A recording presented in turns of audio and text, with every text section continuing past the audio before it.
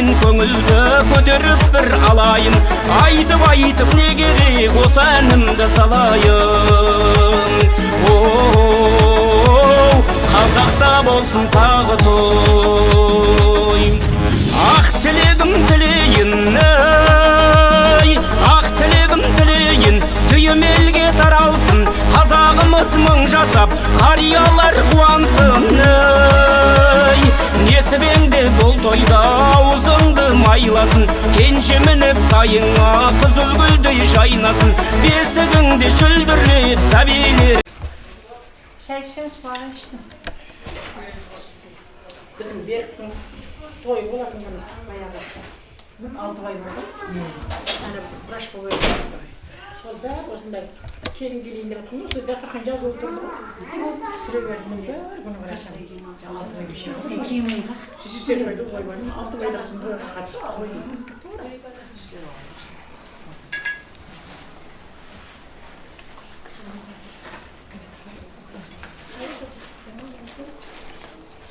Bana su olabilir.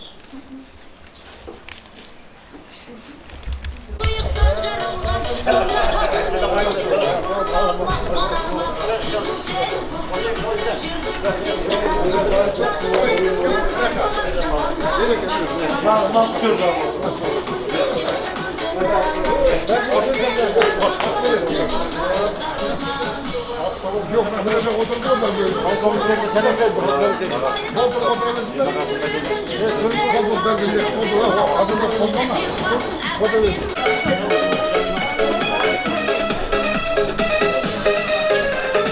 Бұл ғаламда сенен асқан жар бар деуге сенбеймін. Сен солайсың ләйлім бәрін, сен де маған сенбедің. Бұл ғаламда сенен асқан жан бар болса егерде, өз көзімді өзім оям.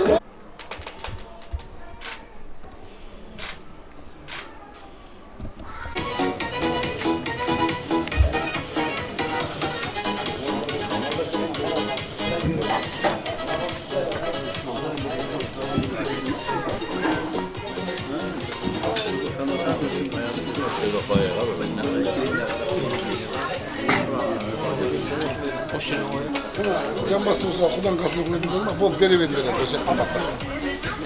Koyuyoruz.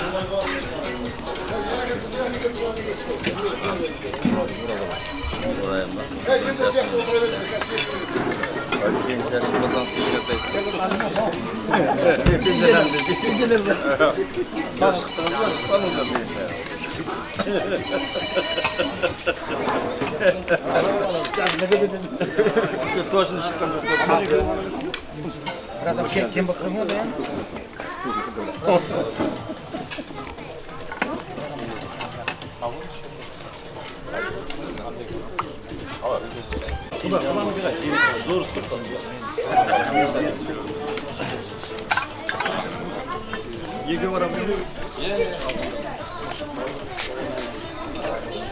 Erkan.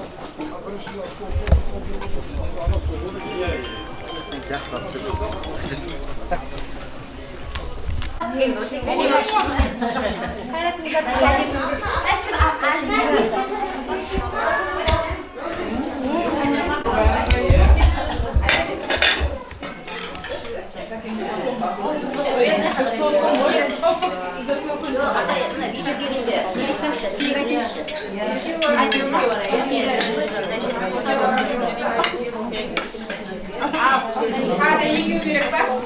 Hadi iyi görek değil asker. Bol olayım olsun. Oldu. İyi öğrendiniz. Мынау. Buna şeker verir Біздің мына Баян апай тілек айтам дейді. Мәншік мектебінде қанша жыл қызмет жасаған Баян апай қазір пенсияға шығып тұлға деген мектепті білетін шығарсыздар. Қазір Түркістанда тұлға болып отыр ғой, бірінші тұлға болып жатыр. Сол тұлға мектебінің қазір орынбасары біздің Рая апайдың қасындағы несін түсінетін, жағдайын түсінетін Рая апайдың аузынан не шықты, соның бәрін орындайтын апайымыз. Біз Мәншік мектебінде міне соның біз Баян апайды үлгі аламыз. Баян апай міне біздің осы отырған қыздардың бәрін тәрбиелеген. Апай мына сізден кейін. Сол енді Баян апай осы нені столды Баян апай ашу керек. Баян апайдың баласы өзі дайындап, өзі тәрбиелеген, өзі дайындаған, мынау грантқа түсірген Баян апай, сіз ашпағанда кім ашады? Гүлнар апай айтатын негіздер ғой, өзінің 22-сін айтады деп. Сол сияқты мен де Мәншік мынада өлім. Қанша дегенмен бауырлас. Біз ондай жақтырмайды деген жоқ. 22-ні айтса, соның жақсы жағынан біз үлгі аламыз. Біз жақтырмайды дегенімізде ондай жоқ. Енді сіздерді білмеймін, сіздер қалай қабылдайсыздар? Біз Гүлнар апайды қабылдаймыз. Сол 22 ма? Неге айтпайды? Өйткені сонша жыл 22-де ол жұмыс жасады. Сондықтан айтылады ол. Ал оны біз қабылдаймыз. Айтасың Баян апай, көзіңіз шығыз. Жоқ, яқта қыздарда жаман емес. Барлығы айтады, қас-қабағынан түсінетін тамаша адамдар. Сәкен мектебі де бұрыннан осы қалаға аты белгілі керемет мектептердің бірі.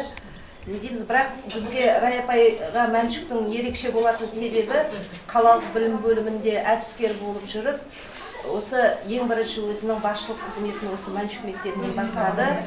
Апай бізге келіп 15 жылдың көлемінде басшылық жасады. Біз апайдан үйрендік небір керемет жұмыстардың несін, әдістерін біз апайға үйреттік. Ондай да бар ғой, сөйтіп бір-бірімізбен ынтымақтаса отырып, бірлесе отырып жұмыс жүргіздік. Мәншік апай біздің мектепте басшылық жасап тұрған кезде жаман болған жоқпыз. Ұлттық бірыңғай тестілеуде бір жылдары қала бойынша дарыннан да бірінші орынға шыққан кездеріміз болды. Оны қазір бүкіл қаладағы сол кездегі басшылық еткен оқу ісінің орынбасарлары, мектеп директорлары мойындайды. Сондықтан апайдың кезінде біздің мектепте өте көп мектептің 60 жылдық іс-шарасы, 85-90 жылдық небір біздің түлектеріміз келіп бізге Мәншіктің бюстін пәленбай миллион тұратын орнатып берді. 3 бидің несін жасап берді, жаңағы бюстін жасап берді. Сол Мәншікпен бірге қарулас болған батырлардың аллеясын жасап берді. Өте керемет жұмыстардың біз апайдың кезінде бірге атқарып сол істерді жұмыс істедік. Мұражайдың өзін жасадық.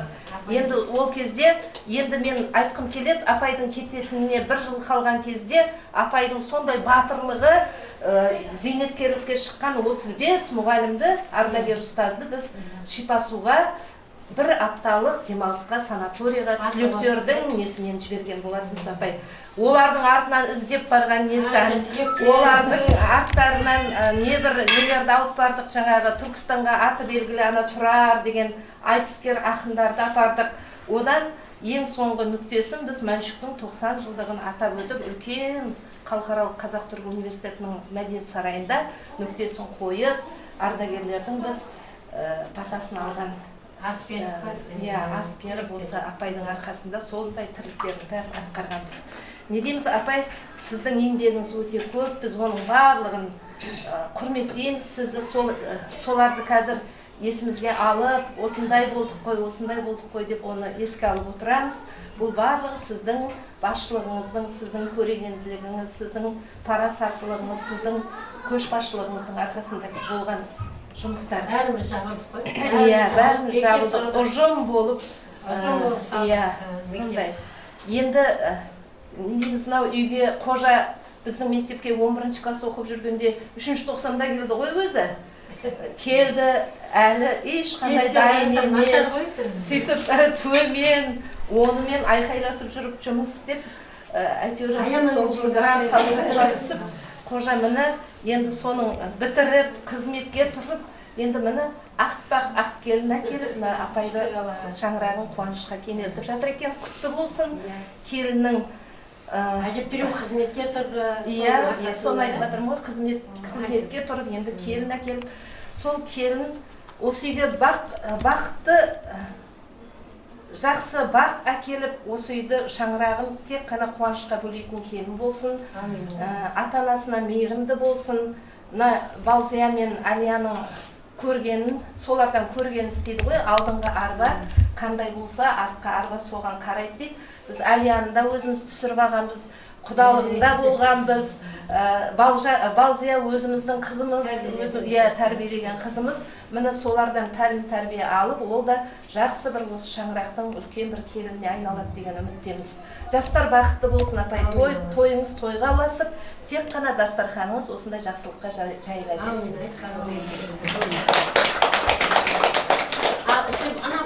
Неден дамнен қарап отырмыз. Енді видео мынаны түсіріп жібер, мына той бастарды ашайын, жаңағы Ол той бастарды асқа бұл. Құдалық не дейді андай? Шашу. Шылмайланы қатты. Анада кеш бересіңізші. Қазір әкел. Тамақ алыңыздар, тамақ. Уақыт қой тамақ дейді.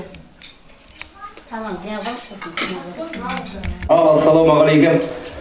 Қош келдіңіздер, Құдай қаласа. Енді көкелерден бір бата сұрайық та, дастарханға бата беріп бір Құран оқып жіберсеңіздер, Құдай қаласа. Қарасын қыдырыласын, кетпес дәулет берсін, дастархан мол болсын, ден сау болсын, еліміз аман, жұртымыз тыныш болсын. Мына түскен келін осы ырыс береке жақсы аманшылық алып келсін.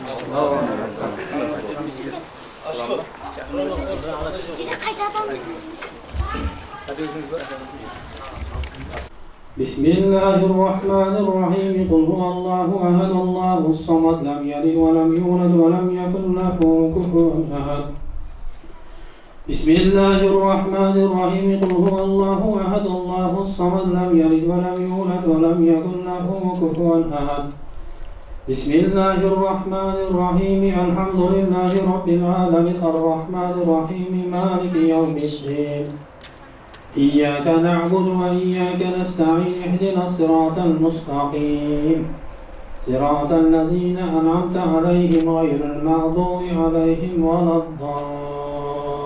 الضالين سبحان ربك رب العزة عما يصفون وسلام على المرسلين والحمد لله رب العالمين آمين. بسم الله الرحمن الرحيم الحمد لله رب العالمين ولا عقبة للمتقين والصلاة والسلام على رسوله محمد وعلى آله وأصحابه أجمعين. اللهم اغفر لي ولوالدي والأستاذ ولجميع المؤمنين والمؤمنات والمسلمين والمسلمات الأحياء منهم والأموات. اللهم إني أعوذ بك من عذاب جهنم، أعوذ بك من عذاب القبر، أعوذ بك من فتنة المسيح الدجال، أعوذ بك من فتنة المحيا والممات. Allah Teala Resulü ayetlerden bazıları Peygamber Muhammed Mustafa sallallahu aleyhi ve sellem ona cemiyatında izleyişi çok kesinlikle Allah rahmet peygamberden cevapmasın.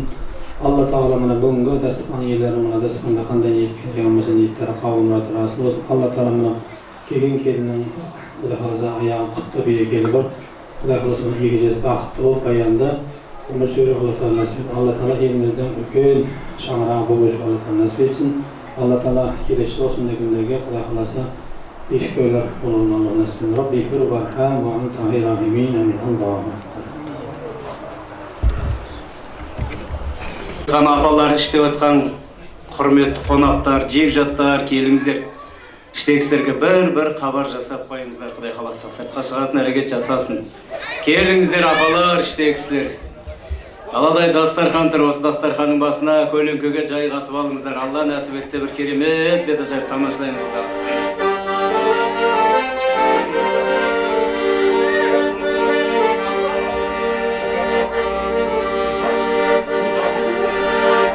Көш кетіп барады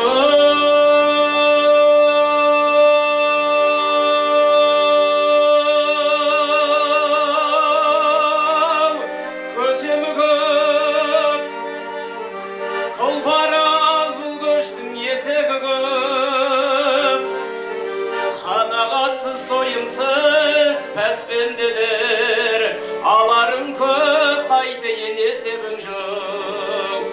Bir көш кетіп барады батыр көп, балтасы бар қолында ақылы жоқ.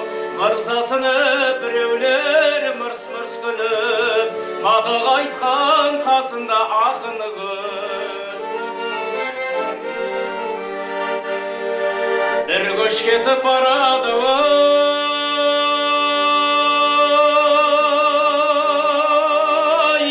данасы жоқ, ілескен жұрт артында панасы жоқ. Bir бай кетіп барады керден, қатыны көп, қасында баласы жоқ. Bir көш кетіп барады жиғаны көп, жұртқа тастап қалғанын сыймады деп, ата-анасын зарлатып еңіретіп, ұрпақ кетіп барады иманы жоқ. Bir көш кетіп барады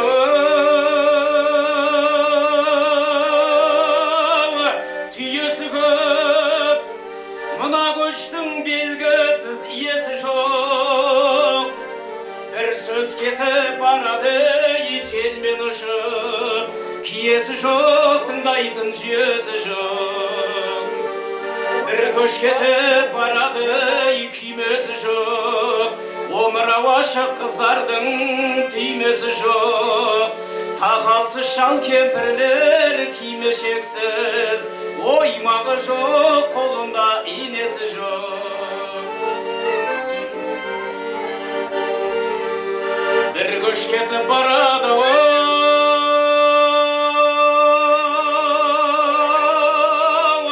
тілін білмей, жаратқанын танымай, дінін білмей. Bir көш кетіп барады мен осылай, бірін білсе жалғанда бірін білмей. Қолдаса теп бір Алла елімізді, қалған мұра бабадан жерімізді. Қасқыр намыс қой мінез қайран қазақ, төгейікші бірлікке терімізді. Қасқыр намыс қой мінез қайран қазақ, төгейікші бірлікке терімізді.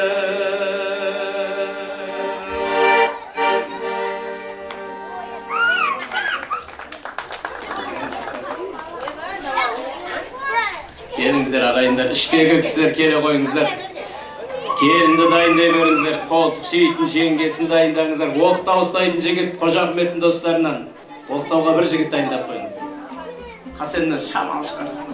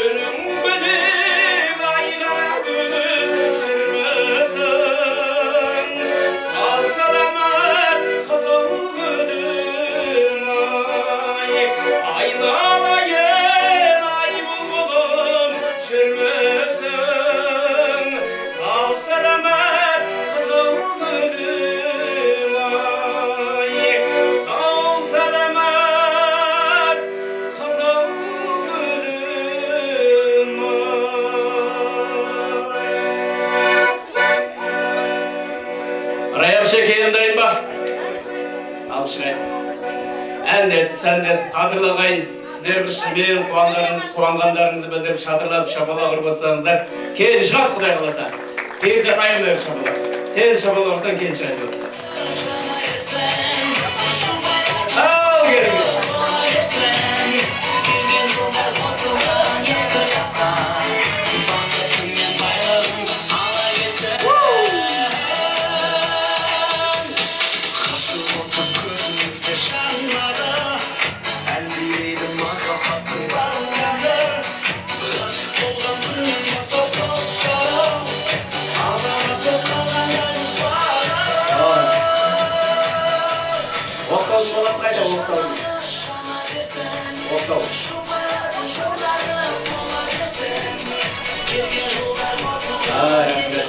Ассалаумағалейкум, қадірлі жақсылар, арда көңіл ағайын. Барлық нәрсе талдан түскен әрбір жапырақ 18 мың ғалам жаратқан Алланың қалауымен ғой ағайын. Бүгін Алла қалап, аталар аңызға, аналар аңызға айналған бесігін қадір дәріп өткен. Қожалардың ішінде ең қадірлісі Сейіт Қожа, Сейіт бабамыздан тараған Әмірбектер әулеті Әшірхан атамның сұлу апа, сіздің тойыңыз той құтты болсын мінекей. Батыр ана, ақжаулығын шешпеген ару ана, осы кісінің немересінің тойы. Қуатқан ағамызбенен арай әпкеміз Алланың берген Қожа Ахмет баласын үйлендіріп, Аружан деген келін сүріп, арғын аға баласы, арғындарменен құда болып, сіздердей жақсыларды жинап, міне даладай дастархан жайып, өздерінің шаңырағында ұлан асыр той бастады. Сұлу апамның, Қуатқанмен Араянның келіні құтты қайырлы болсын деп, бір құрметтеп қоясыздар. Бәріңізге нәсіп болсын деп қалады. Тыңдағанда тамсанған жырымдымын, сен де бүгін дәл мендей сырымдығын. Ата-баба дәстүрін сақтай жүріп, бет ашамыз салтымен бұрынғын деп, үлкендер рұқсат берсе, Аружан келіннің бетін ашайық Құдай қаласа.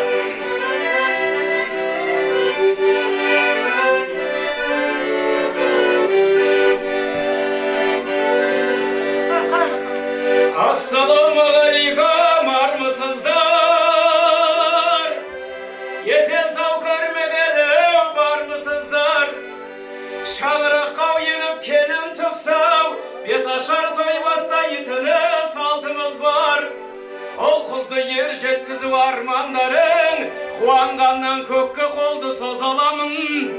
Алдыңа еліп кеп сәлем берген, келінің құтты болсын қожалар майдай ақы.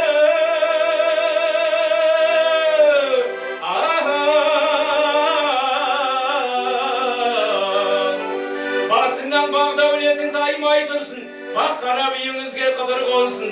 Қосылған қосақ құдай екі жасты жасаған Раббым Алла жебер жүрсін. Көмейден әлменен күй құйылған күн, ырысқыт несібемен бұйырған күн. Қуатқанның баласы үйленді деп жақсылармен жайсаңдар жиылған күн. Сұлу апа құтты болсын немере келініңіз. Келін келіп жайланды ма көңіліңіз. Шөпшектердің қолынан майшалаңыз, осылардың қызығына бөленіңіз. Келген жерін келі жан қыдыр қонған ырысты, арта түскен дәулеті Әшірхан атамның әулеті. Ал Қожа Ахмет құтты болсын, алған жарың болсын, сенің басыңа қонған бағың. Бір Алланың бұйрығы бүгін шығар, бұл тойынан аяма дүниенің бәрін. Жақсы ғой тойдың әркез тойланғаны, көңілдердің жадырап жайланғаны. Қожа Ахмет бір талай жыл құшақтап жатқан көрпеңнің құтты болсын, келіншекке айналғаны. Басыңның кәсекқа кіріп байланғаны. Талай таңды атырыпсың, қызыққа бізді батырыпсың. Анау-мынау жігіттің духы жетпейтін арғынның қызын қатырыпсың. Ұзап кетсең келіншегін сағындырат, достарың әзіл айтып қағындырат. Арғынның қыздары оңай емес, күйеулерін екі шағайда бағындырат. Қолы жеткендер арғыннан алады, қолы жетпегендер әркімнен алады. Ешқандай қызға қарамай жүрген Қожа Ахмет Аружандай сұлу қызға тұрақтапты. Ешқандай қыз ұнамай жүрген Қожа Ахметке арғынның сұлу қызы ұнап қапты. Қуатқанның налогта істейтін баласы үйленді дегенде естігенде, Түркістанда 8 қыз өз-өзіне қол жұмсап, 12 қызы стресстен құлап қапты. Той болып жақсы жайсаң жиылып тұр, көмеге әлменен күй құйылып тұр. Аружан маңдайында бақ бараған соң, налогтың баласы өзіңе бұйырып тұр. Келінжан құтты болсын, қадамыңыз осы әулеттен сіз тапқан адамыңыз. Екі бірде енеңе мейірімді боп, ауылдың бақ келіні саналыңыз. Келінжан иман жүзді туған айсың, Қожа Ахмет інім үшін туғандайсың. Бір ұлын көкпар әкеп тастағанды, қалайша қуанбайсың. Береке бірлігі бол шаңырақтың атақты келді бол қожалардың. Өбірлі шүбірлі бол айналайын қуаныш ес бол мол бақыттың. Екетпейені сөзін көргенімен, өмір деген бір алаң күрделі жолы. Бүгін міне уаттыған ақ босаған, келін жан босаға бай. Құт келін болы қайлайлайлайлым лайлайлым.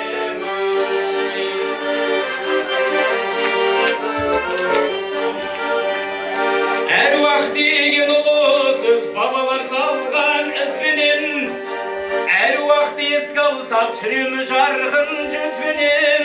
Өткендерді еске алып атайға атын анықтық, әруағы бір тербеп аунап бір түссін жарықтық.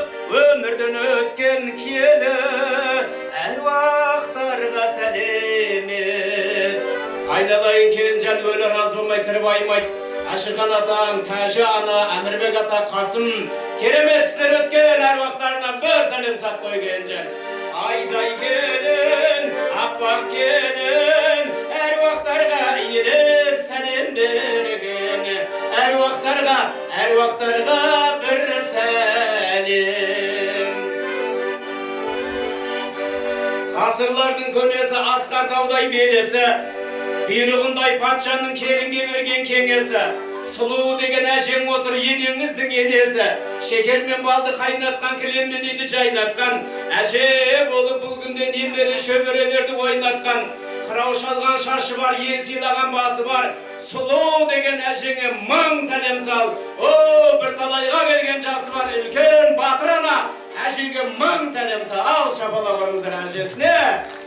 10 перзент алып келген өмірге жібер Хасен апама.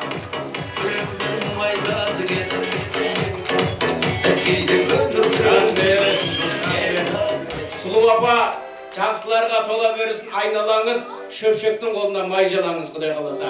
Сағымы мол таусылмайтын далаң болсын, тыныштық берекелі заман болсын. 10 баланы өмірге алып келген батыр ана 105 жасқа келгенше аман болсын деп қойсаңыздар шағайындар. Батыр ана Қадыратқа келінге қолын берсін, осы Аружанға сұлу әжесін жолын берсін Құдай қаласа.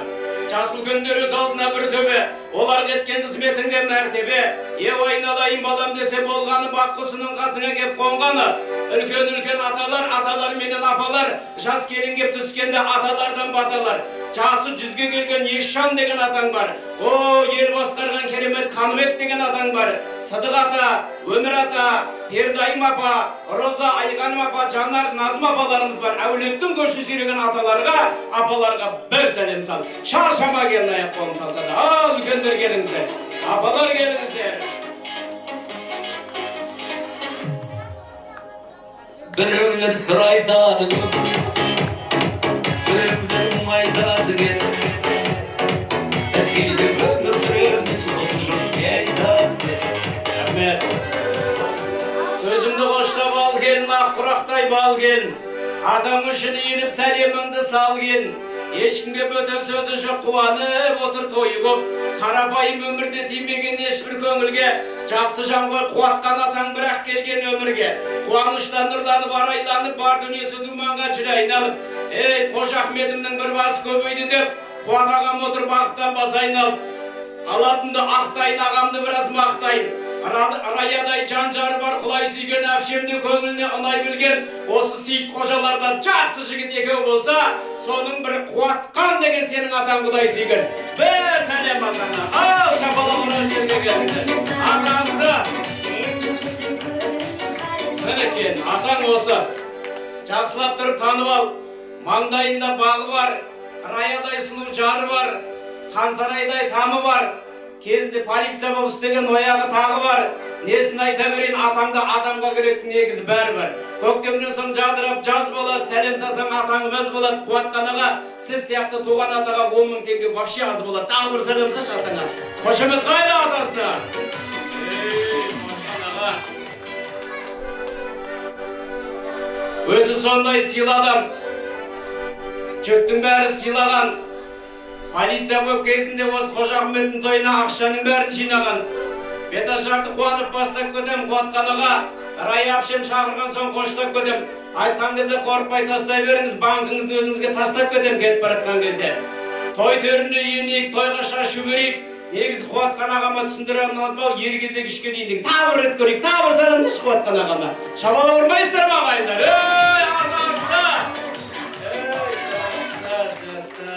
Әкем айтатын еді, болмайтын нәрсе бәрібір болмайды, балам деп. Раяны көрейік. Раяда енең отыр мейірімді балаға көп бөлушең зейініңді. Айманда иман жүзді келін берді, Құдайым білгендей ақ бейіліңді. Көп ішінде ай жүзі жылы шығар, абысын тірлігіне қолы шыбар. Раяп шеме келін болған қыз екенсің, бес елі маңдайыңның арасы бар. Өсірді бәрін арқалап, жел мен күннен қалқалап. Рая енең отыр міне сабалтындай жарқырап. Маңдайда бағы жүзелі, божбаның сұлу қыз еді. Кең пейілі көсілген ұл мен қызды өсірген. Ай артынан ай туған, жыл артынан жыл туған, 9 ай 9-ын көтеріп. Өй, Қожахмет деген ұл туған, мың сәлем апшеме. Енеңге жатыр келін. Қожахмет қайда?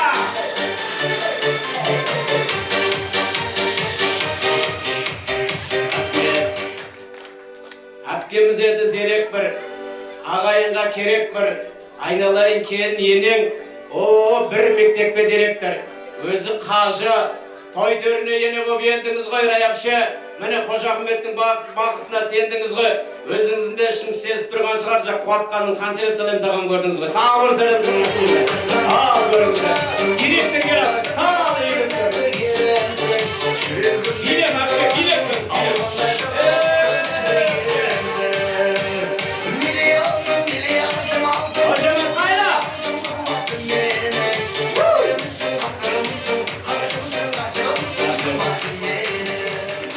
Директорды билет бергесің ба? Олыңыздың астындағылары заводқа жүрмаған. Жаным әпше, Алла разы болсын. Тура сұлу апам сияқты немереген сіріңіз Құдай қаласа.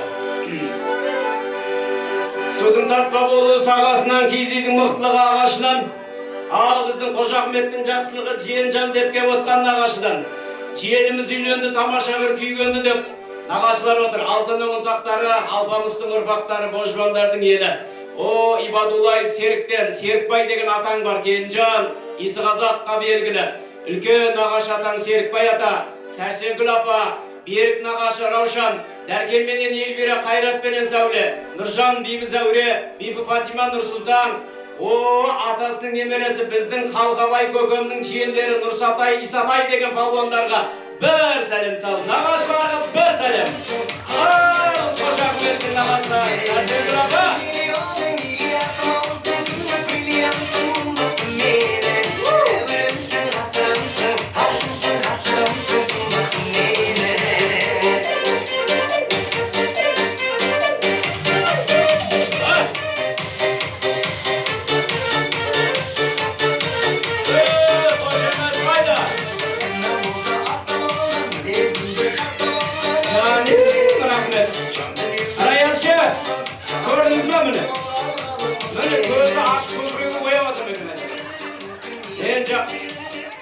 Сәрсенгүл апа, Алла разы болсын сізге.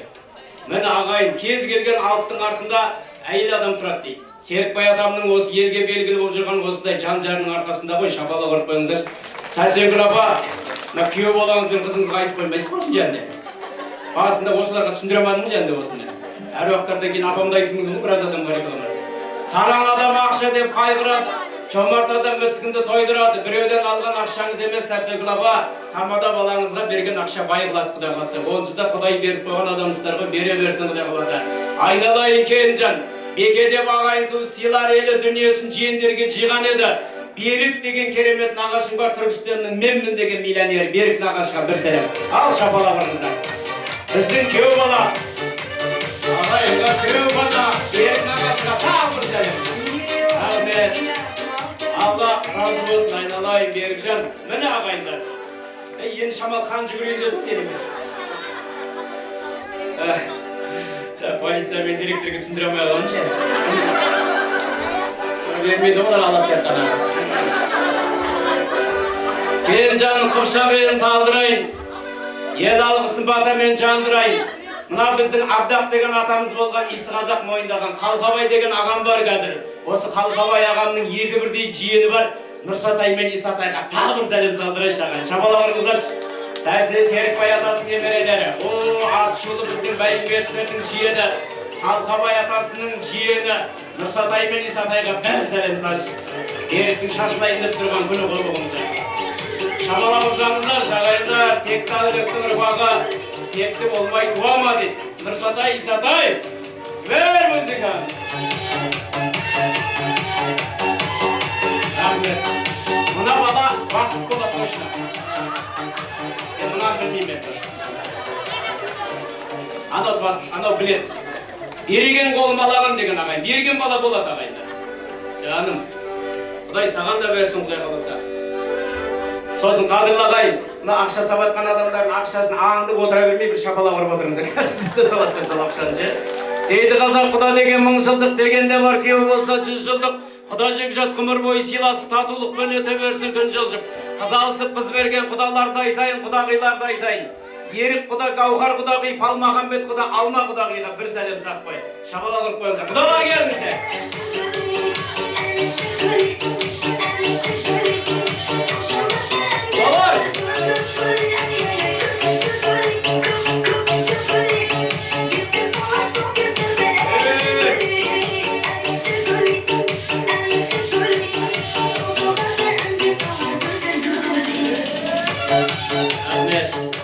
Көкшетаудың қызы ән салады-ау.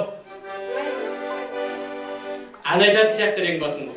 Әншісі Көкшетаудың кісі ғой сіз. Бір ауыз сөз айт. Жылдамдап айтыңыз. Қожа Ахметке бір жиында отырғанда көкшенің бір арғынын әкеліп берсем қандай болады деген. Алла аузыма салған екен, көкшеден әкелмегеніме кішкене айып болып қалдым. Бірақ бір арғынды бәрібір алырсың, сонда күйеу бала болдым, Құда қаласа. Алмақан менен бажа болдым. Енді мына нені сіңімнен қалсамай қойып. Арғынсыз ба? Арғын, көкшенің арғыны. Тағы бар ма арғындар? Алла разы болсын сізге ше. Осы жерде тұра берсіз менің қасымда. Ұзамасаңшы. Жақсы көріп қойдым, бір отырып, шай ішетін адаммен шасып қайда. О, не деген кісі шабалақ ұрып қойыңыздар.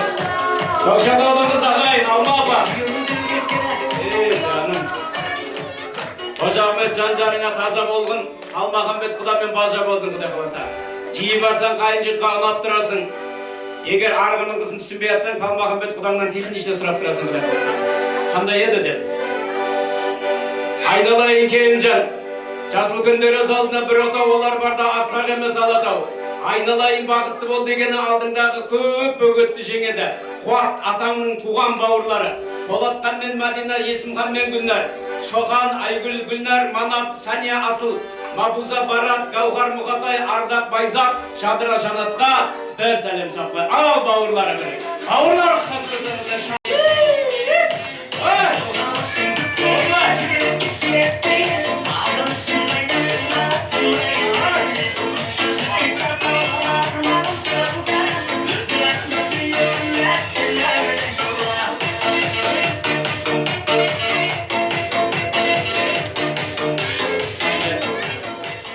Әпшелер құсап билеп келсеңіздер, жұрттың бәрі ана сенің движениеңе қарап отырады да қолындағы ақшаңды ешкім байқамай қалады. Кім көрді мысалы, кімде салғаны? Осылай билеп келіңіздер ағайын, билеп келсеңіздер өздеріңізге жақсы. Келінжан айнала жайғасып отқан қайнаға, қайнағалар келгенде сәлем сал келінжі айғаны. Ас көп деген емес пе, тату болса ағысын, ағысымен тең болу Келінжан саған тағысын. Қайрат, Мұрат, Қуат, Полат қайнаға, Бауыржан, Шоқан, Батырған, Ерғазы, Мәдина, Назым, Гүлнар, Айгүл абысындар, жалпы бүкіл қайнаға абысындарға бір сәлем сап қой. Шаршама келін аяқ қолындар. Айнаға жырмар, қайнаға.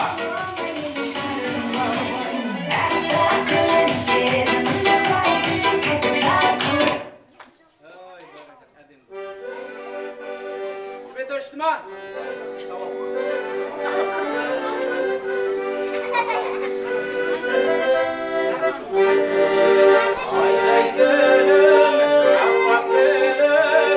Айнағаларға иіліп сәлем берген, айнағаларға абысындарға бір сәлем. Мені айтқан адамдар қайда? Аттарын ұмытқаны ма? Қалай адам айтпайсың ба? Жаңа шығып еді. Жаңа шығып қойыппеңіздер. Айып еттіңіздер. Ой, ана 1000 теңгеліктер жылап кетіп жатыр ғой дәдекәдіміздегі.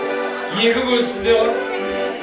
Туған сенің қайнаған іні қамын ойлаған, әнесінің тойына бар керекті сайлаған. Ал Келінжан Еркебұлан мен Әлия, Дархан менен Балзия деген туған қайнағамысындарыңа бір сәлем сақпай. Шабала ұрып қойыңыздар. Еркебұлан! Еркебұлан! Быжық тастайды саған! Әлия быжық тастайды деді.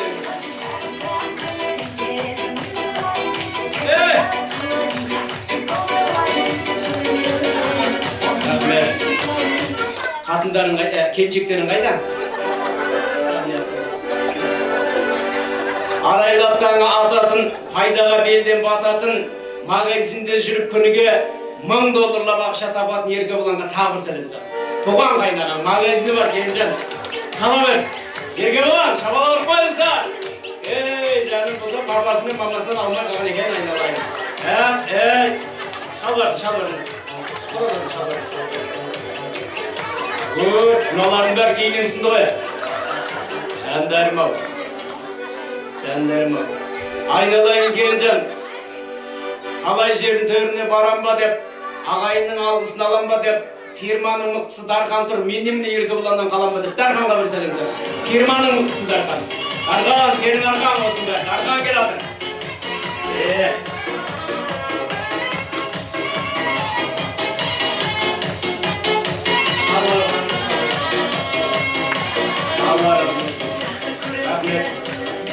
Әмір мұжылып қалған 2000 теңгеліктердің несін ап қалдың оның? Ақшаны әраса майдалап жепсің, Той төріне еніп отқан, балдай балғы беріп отқан, Қуат атаңның достарын айтайын арнайлап келіп отқан. Атаңыздың достары, жалпы полиция ардагерлері, Кенже, Аман, Әділхан жұбайларымен бәрі, Жарылқап, Мұратбек, Мұхтар бастаған барша атаңды сыйлап келіп отқан барша қадірлі ағаларға бір сәлем сап қойын Келінжан. Қуат атаңның достарына.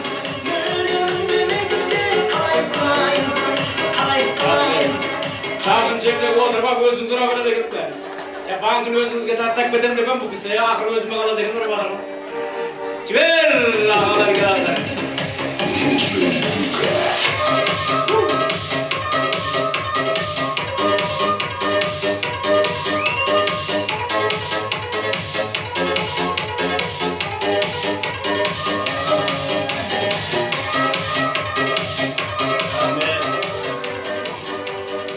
Ой кіші полициялар ғой, егірет айтуға қорған мен бұлар.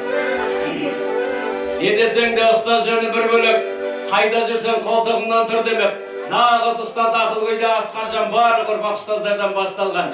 Ұлт жанашыр қоғам қайраткері Сәкен Сейфуллин мектебі жұмы келіп отыр. Батырхан ағай кәсіподаққа жалпы бүкіл Сәкен Сейфуллин мектебіне бір сәлем сал. Ал көріңіздер ағайындар. Ұстаздар, директорлерің бет ашар болып отыр, көз көрсіңдер. Билер! Дәріге қарап отыр директор. Кім қанша салады? Отыз тояған адам сала.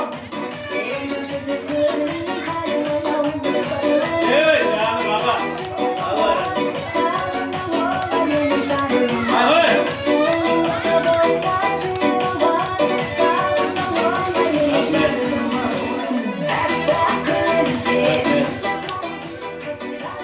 Директордың тойы болғаннан кейін бе көре қалмай келген қоларда.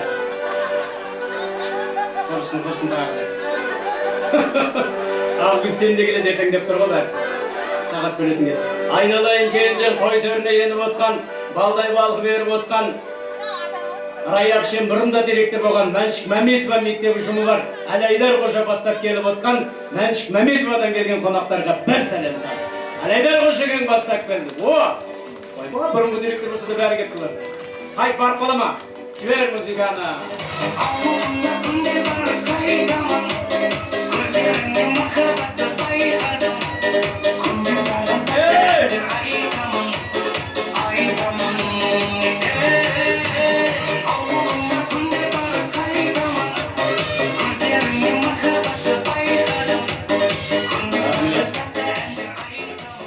Туған ақшаңды біреудің банкісіне апарып, не за что сала салу оңай емес ағайын, түсінем. Адамның іш ашит шамалы болса да ол мойындау керек. Ана билеп көсеңіздер, іштеріңізден ашыған басылады ғой, шамалы болса да билеп көсеңіздер, Жаңа Сайкен Сейгулиннің қыздар құса билеп келсеңіздер, іштеріне ашқан басылады қайдар. Көріңіздер деп жатырмын жалпы. Нағашың жақсы қандайды үзілген жер жалғай, жиенің жақсы қандайды үзіп бір жеген андай. Нағашылап кеп отқан тойымыз біздің деп отқан жиендерді айтайын. Әлішер Ислам Аслан, Замира Абзал Ақжолға, Алмат Айша Арайлым, Ерасыл Жарқын Жігерге, Аруназ Оразәлі Нұралы, Айбек Нұрлыбек Әлиге, Бағдәулет Нұрдәулет Мөлдірге бір сәлем сал. Жиендер келіңіздер. Ха! Жиендер қайда!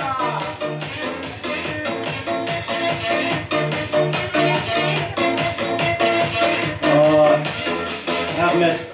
18 жиында айттым, екеуі шықты. Ішінде адам болады-ау дегендер келеді өз бет ашарынша. Айтқан екен бұрынғы сөз барлар, шындыққа сай бір келген кез болар. Бөлелер бірін-бірін қат сыйлайды, екі аяқты да бөле тату деген сөз бар. Амалбек Бөле, Елмира Сымбат Әселге, Ақберен Нұрсұлтан Гүлсая, Алпамыс Ерсін Жүрсінге, Назым Айым Айғаным Раянаға, бөлелерге бір сәлем сапқа. Ал бөлем үшін бөлемдік деп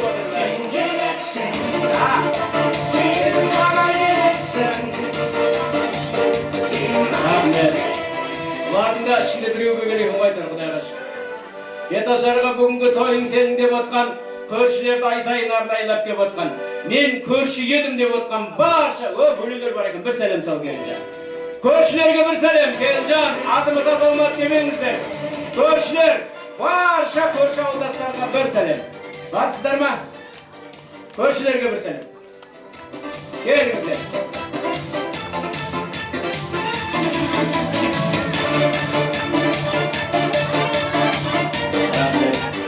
Алардың бәрі үйге біреу қамап ұстап отыр ма? Кейінен шығады. Или мен даусым біраздан кейін естіле ма? Өзіңменен ойнайтынын қоймайтын, келіншек әке боларда осындай тойды тойлайтын қайныларын Келінжан. Ырғысындай әдемін бүрген қайынсіңлерің жүр осы жерде күлімдеген. Алихан қайның, Дияс, Әбілмансұр, Бибі Бану Ерасыл, Әбу Ханафия, Мұхаммед, Айша Каусар деген қайын-қайынсіңлерге бір сәлем сал. Ал қайнылар, ал қайынсіңлер. Барсыңдар ма?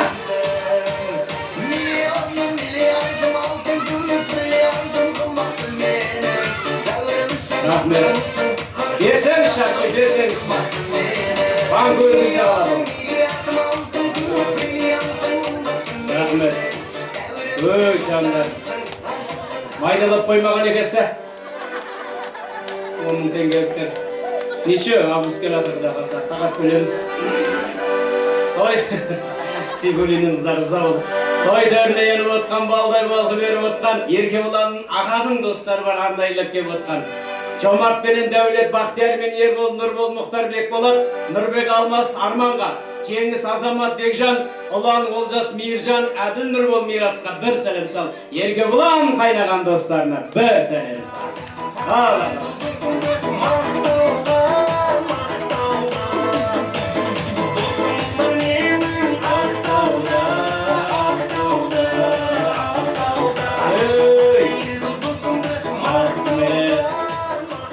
Ағайын ынтымақ деп осыны айтады. Бірақ достар үйленіп атқандай бәрі келген екен бұларда. Алла разы болсын. Дұшпаныңды көбейтпе, бірді аздық етпейді. Ал достарың қанша мың болса дағы жетпейді. Дархан қайнағаның достары, Азамат пен Ахмеддин ағалары, Батырхан Нұрсұлтан Бағдат, Жанболат Петка Болат, Талғат Алмас бастаған Дархан қайнағаның достарына бір сәлем. Шаршама келін аяқ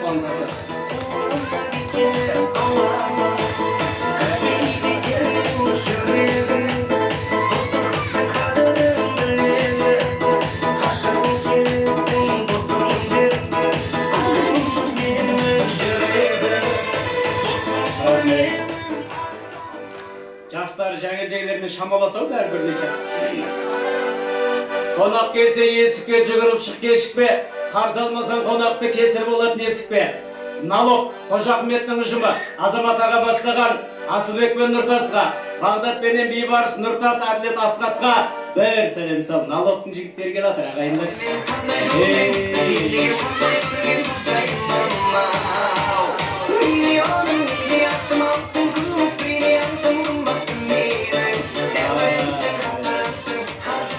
Ақша дадауы көбейгесін шортиген өз адамдар ше. Айналайын Келінжан, кезі жоқ жамандықтан жасқанатын. Елжанның Қыпшабайын талдыр дейді, ел алғысын алдыр дейді. Асқат ағасына тағы бір сәлем салдыр дейді. Асқатқа бір сәлем салшы. Асеке, ішіндегі адам болады деген сізде батыр ғой. Басты болады деп батырмын. Қой өкістеді. Қой өкістеді. Кезі жоқ жамандықтан жасқанатын, кезі жоқ жамандықтан жасқанатын, бүкіл облыс білетін асқанатын. Азамат деген аға келді ма? Bir mekemeni басқаратын, налогты басқарып келген азаматқа бір сәлем сақла. Азеке, азамат аға. Тұлпардың да бір бөлек қазанат. О, бастықтарда бір үйден сұрай деген қош. Бір сәлем сәш азаматқа. Азеке кел атыр, шабаланып қойыңыздар. Азамат десе азамат. Тұлпардың да бір бөлек қазанаты, жігіттің де бір бөлек азаматы дейді. Жаным, дұғадамын сен үшін Азеке. Той төріне енейік, тойға шашу берейік. Нұртас деген жігітке бір салдырып көрейік. Нұртасқа бір сәлем сәш келін жан. Нұртас кел атыр. Қарама артыңа. Ешқайсында жоқ жатыр. Өздері қиналып тұр. Ақша кетсе кетсін, абырой кетпесін. Реңді берме, Нұртас. Үйленіп бүгін бойдағың, орындалып бойдағың. Ал Қожа-Ахметтің достары құтты болсын тойларың. Жақсылыққа бастаймыз деп, жамандықтан қашпаймыз деп, Қожа-Ахметтің достары тұр 10 мың теңгеден тастаймыз деп. Нұрисламбек Ертасқа, Наржан, Ержан, Ердәулет, Абдулла мен Ақжан, Рүстем мен Бегарс, Ерболдин Мұхаммед, Атабек Бағдәулет, Нұрғиса, Бекжан, Бекжанға бір сәлем сал. Міне қазақтың нағыз жігіттері.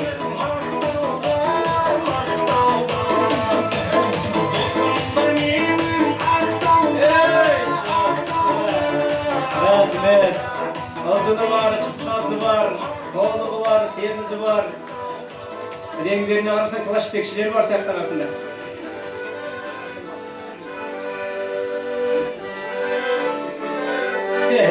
Айналайын Кенжан.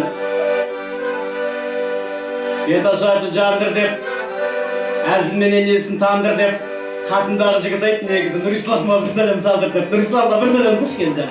Нұрисламға бір сәлем салды істеп жатыр. Нұрислам, өздері бар Нұрислам. Айналайын. Шілепкіні қатырыпсың бәрінен бірінші. Ойбай, 1000 теңгені қаяқтан таптың. Мұжылып, қағынғы тағы да болды. Өзің сияқты 1000 теңге қымбадың ба қатиябы? Айналайын, жасайын, ақпердеңді ашайын. Аждахаттау халқымның дәстүрлерін жасайын. Келін, келін шаршама, қол аяғың талса да. Eğilip kelin сәлем сал, осы отырған баршаға. Үлкен кіші көпшілікке бір сәлем. Асыл сөзді өрейіп, көмекейден төгейіп, қуатқан ағамның шаңырағына үлкен тойға келейік. 9 ай 9 күннен кейін сұлу апа, бесік тойға келейік. Үлкен тойға, қуанышқа келейік.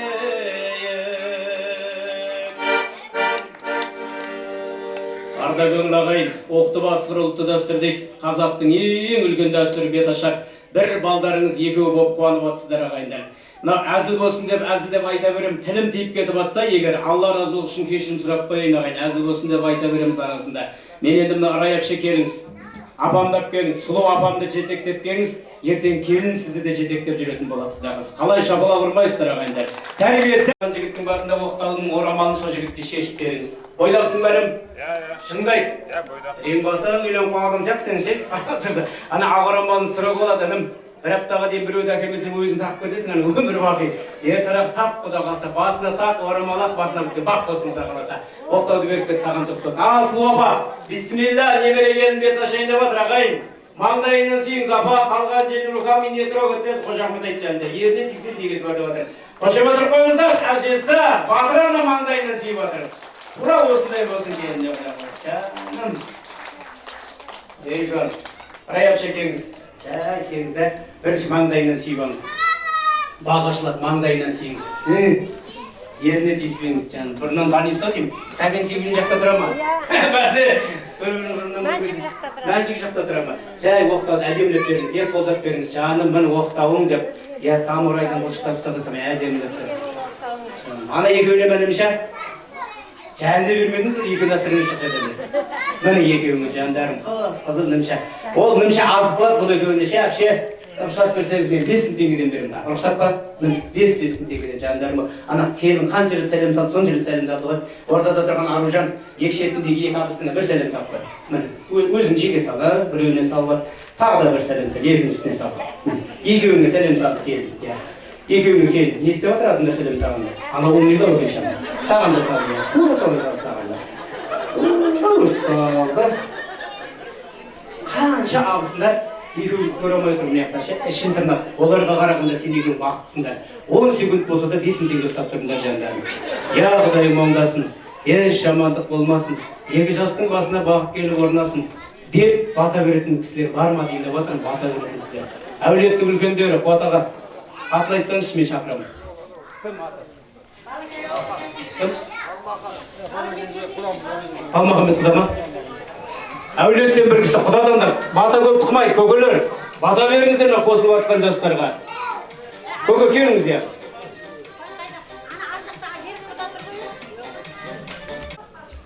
Бақ қарасын, қадағасын, кетпес, дәулет берсін. Кең пейілі, дастарханы кең болсын, дендері сау болсын. Өсе берсін әулеті, қаси берсін дәулеті, қашында бақыт орнасын. Шаңыраққа бақ қонып, бастарына бақыт орнасын. Келген келін ырыс берге денсаулық осы үйді өліп өсетін мүмкін. Міне батаны, көке. Амин. Талайды қамырдағы үйлеріңіз, тамаша бір күйгеніңіз, қуаттың беташарына күймедіңіз ғой ақыласа. Қожа Ахмет бар ма? Қожа Ахмет. Қожа Ахмет. Шыға бер жаным, абадалы күшке көріп тұрық сен қайтты. Енді ұтламайсың жаным. Кел, шабалат қайда Қожа Ахметке? Міне қазақтың дегеті. Рахмет. Қадірлағайын. Алланың құлы әр елшісі Мұхаммед Мұстафа саллаллаху алейхи ва саллям пайғамбарымыздың сүннет амалын орындап отыр Қожа Ахмет. Бізге үйленіңдер, көбейіңдер, ертең қияметте үмметімнің көптігіне мақтанам деген. Міне бір елдің алтын асықтай ұлы, бір елдің күміс қастай қыздың білегінен Алланың қалауымен ұстады ағайын. Алланың қалауымен барлық нәрсе үлкен өмірге қадам басты. Екеуінің басқан қадамы сәтті, махаббаттары тәтті болсын. Екеуінің артынан Алладан шынайы қорқатын салих ұрпақтар ерсін, апасы, әкесі, анасы, әулеті тек рақатын көрсін деп бір Құдайдан тілеңіздер. Көптің дұғасы қабыл деген ағайын. Қожа Ахмет осынша халық сен үшін келіп отыр, негізі бақытың үшін қолыңды көтеріп бір рахмет айтшы халыққа. Шабалат қайда Қожа Ахмет? Міне, үйленген жігіт. Рахмет. Рахмет. Қолыңды түсіре берсең болады. Арғынның қызын алып бұлда күле беретін болып қалды ағайын. Күле бересің құдағасы. Уақыт өтіп екен біле бересің, біраз жылдан кейін артынан жүре бересің құда қаласа. Апам да сондай тұр. Бейтші, Райапшер мен Қуатаға екеуіңіз жақындап тұрыңыз. Сен бірінші апамды, сұлу апамды құшақтады. Әже, немерегенің құтты болсын. Жүрегі жарылып кетейін деп отыр. Шабаларыңыздаршы ағайын. Қарашы, немерегенін сүріп. Немерегенін сүріңіздер өстіп ағайындар. Әке деген асқартау негіз қуат. Ақсып берген анаңмен негіз болады. Алладан соң атанаң разы болса, Қожа Ахмет алдыңнан ашылады 8 жұмақ. Мына екі кісі Құдайдан кейінгі жақының осы екеуі. Сені өмірге алып келеді. Күндіз-түн сенің бақытын тілеп отыр. Әкеңді құшақта, әке келін құтты болсын деп. Жөндеп құшақта кластасың емес, әдемілеп тұр. Қошемет қайда ағайын? Адам ұрпағымен мұң жасайды. Жәннаттың кілті сен үшін мына кісінің табанының астында. Құшақта анашым, келінің құтты болсын деп. Ей балапаным, қараш жүрегі жан. Енді келіншегің құшақта. Кетер емес жалғыз ше. Ой бар.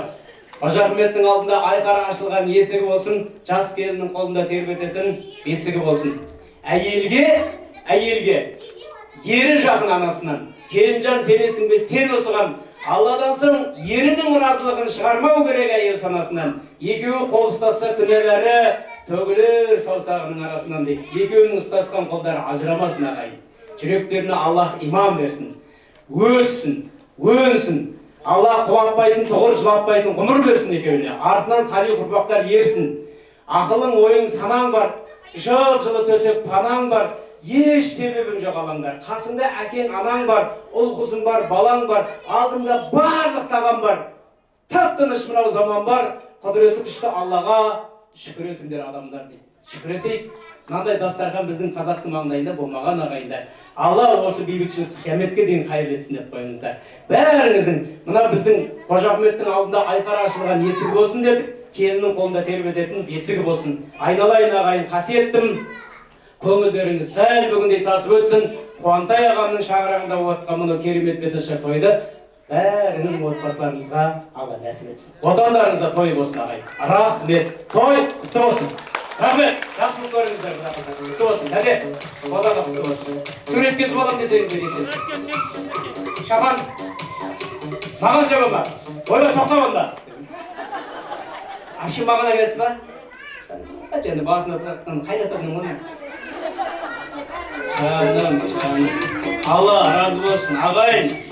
Міне, Құдай патша көңілдеріңізге шабам, мұнан берсеңіз, өз бесақтан шашымға бит қойын онда. Қалай жерде терілеппін, жамандардың артынан ермеппін, қанша жыл болып бет ашып жүрген мынандай шапан кимеппін ағайындар. Рахмет, Алла сіздерге разы болсын. Маған сіздер беріп жатсаңыздар, Құдай сіздерге берсін де қаласа. Рахмет ағайын, баршаларыңызға мың рахмет. Суретке түсіп алсаңыз болады әпше. Одаға. Қожахмет қайда? Әдемі мынандай шаңырақтың астында әдемі келсін бар. Ең бақытты адам көзіне кетін байым. Енді басында кредиті жоқ адам болса билеңіздер. Жібер!